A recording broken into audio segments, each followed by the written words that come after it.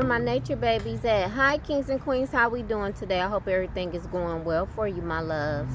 I'm sending you love and blessings to your household, to your children, and of course to your foundation, because you know it has to be stable. And the only way it's going to be stable is if you got God in your life. So let's give him all glory, honor, and praise for everything that he is doing for us. We absolutely love you, Lord. We thank you for everything that you are doing for us, whether we are actually learning lessons or we are getting blessings. We thank you either way, because we love to elevate, right? In Jesus' name. So kings and queens, I just wanted to get on here and tell you, number one, I absolutely love and adore you. If didn't nobody tell you that they love you, I absolutely do. It don't take anything away from us to love other people. So let's just start there, okay? But let's get into this conversation about, just not turning bitter, not being a bitter person, not letting resentment sit in and letting, a hard heart, like God talked about. The Pharaoh's heart was hard and he didn't want to let Moses and all the people go because of his stubbornness. We don't want to be like that. We don't want to be like the Pharaoh. We don't want to have a hard heart and don't have forgiveness for people that have done us wrong. And it takes a real big person, a strong person, to just say, you know what, nothing that you have done to me is important enough for me to actually hold any type of bitterness or resentment towards you, or let you have power over me to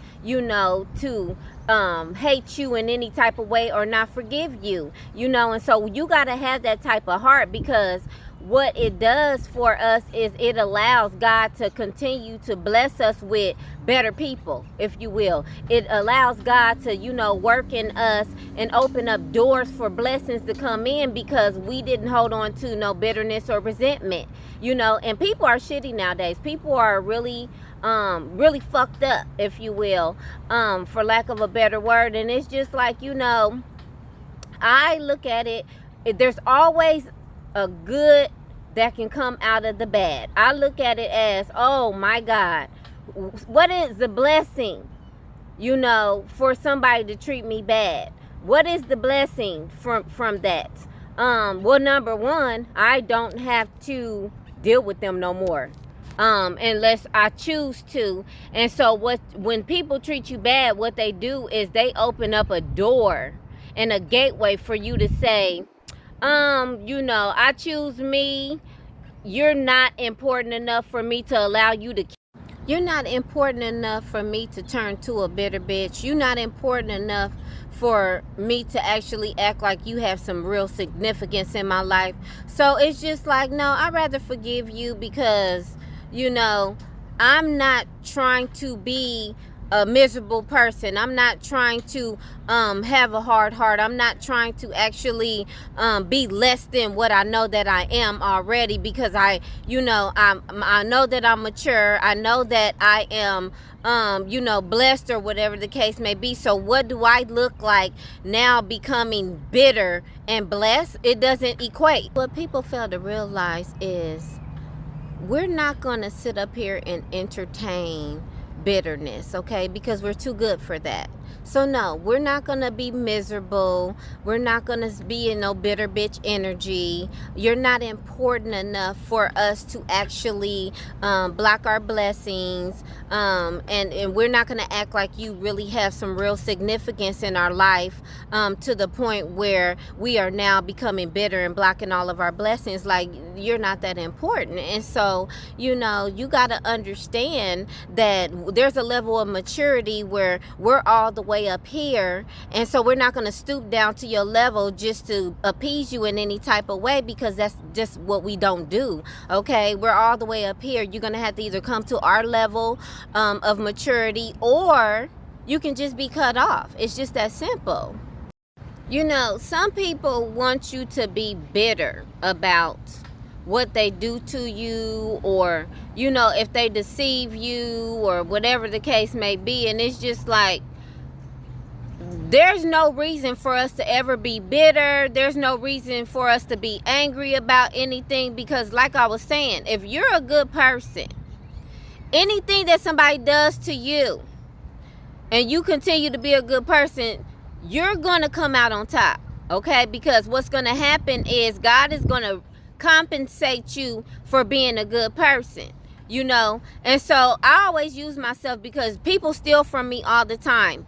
You know, people have stolen from me. People have deceived me. People have done the unthinkable. You know what I'm saying, when it comes to me. But I can't be bitter because I already know, number one, they're going to get their karma. And number two, I'm going to continue to be a good person because karma works both ways. You know what I'm saying? And I'm not going to lose out on things because people are not that important to me for me to lose out on what God has for me.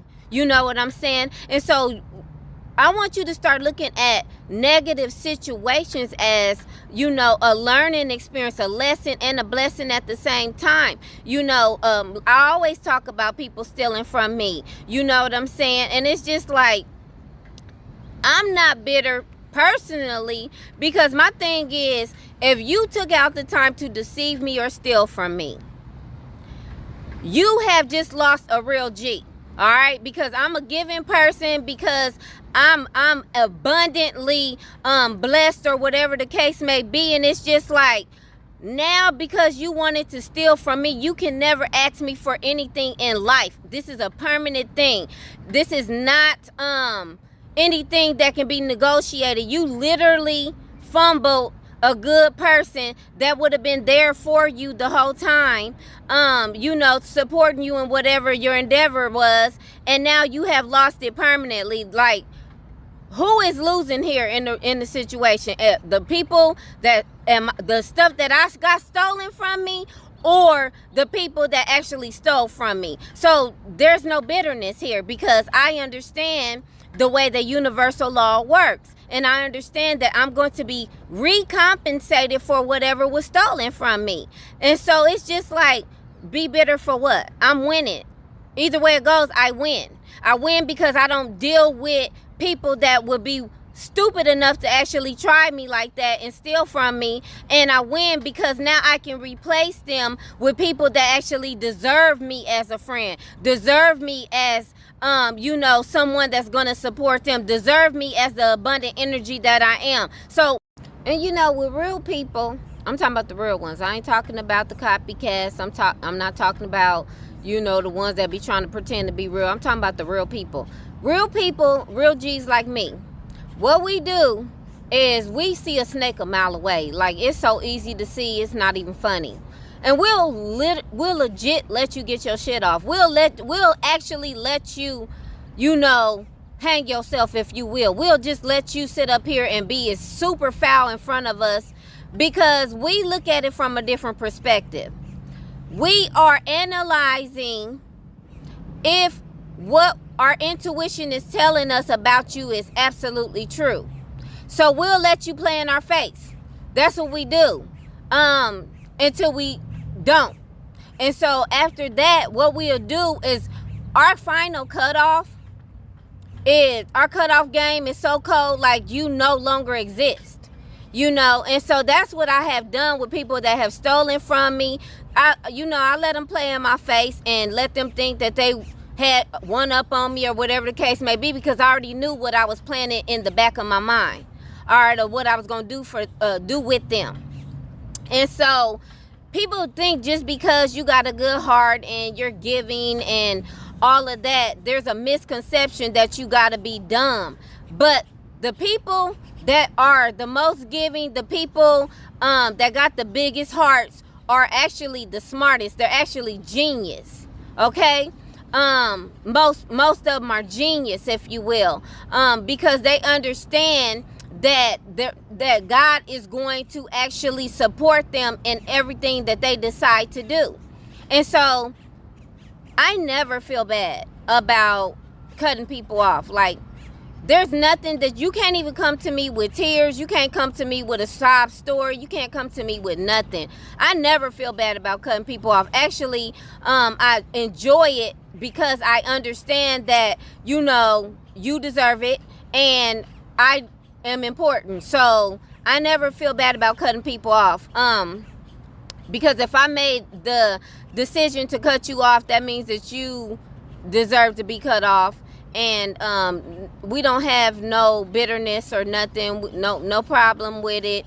Hope you don't have a problem with it. You don't deserve to be around me type stuff, and I'm okay with that. Hope you are type shit. And so, you gotta just have a good heart regardless of that. We not gonna walk around with no hard hearts like, I hate you so much because you did this to me. No, I don't hate nobody. Why would I hate you? Just because you are a shitty person, just because you aren't honorable, just because you lack morals and values, why would I hate you? It's like, why would I hate you? Because clearly you hate yourself, so you don't need nobody else hating on you.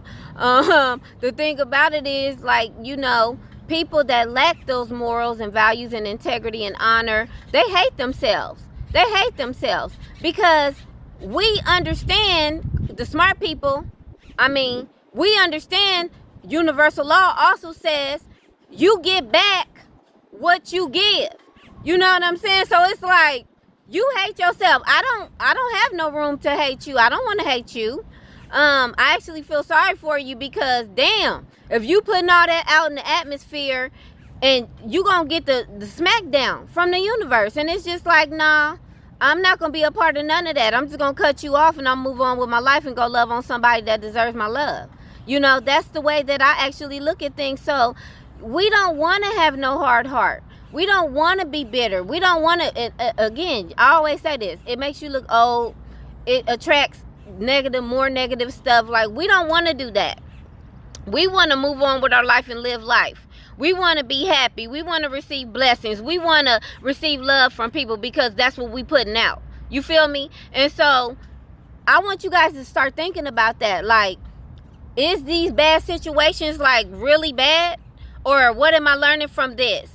How am I elevating from this? Is this really a blessing in disguise? Like, I need you guys to start looking at life like that because it truly is in real life. You know what I'm saying? And then you can just go on about your day knowing that you invested all you could into things, people, places, and things, and you gave it your best, and you can walk away from it with a smile on your face, and you can just live your life to the best of your ability, knowing that you still a good person. That's what I want you guys to start taking away from it. Nobody has to be a bad person. People choose to be bad people towards other people. People choose to do shitty things. You know what I'm saying? People choose this because they don't love themselves. And that's where it all derives from. Not having love for yourself. Okay? And so again, why would we take that personal? Because another person don't love themselves. I could never be mad at nobody that hates me because I know that they don't love themselves. I know that they hate themselves. So why would I be affected by anybody that hates me? I love myself. So a person that hates themselves, they're irrelevant to me. They're irrelevant. See how this works? There's nothing bad that can come from you loving yourself, loving other people, and accepting things for what they are. Okay, kings and queens, that's what I got for you today. I love you so much. Mwah.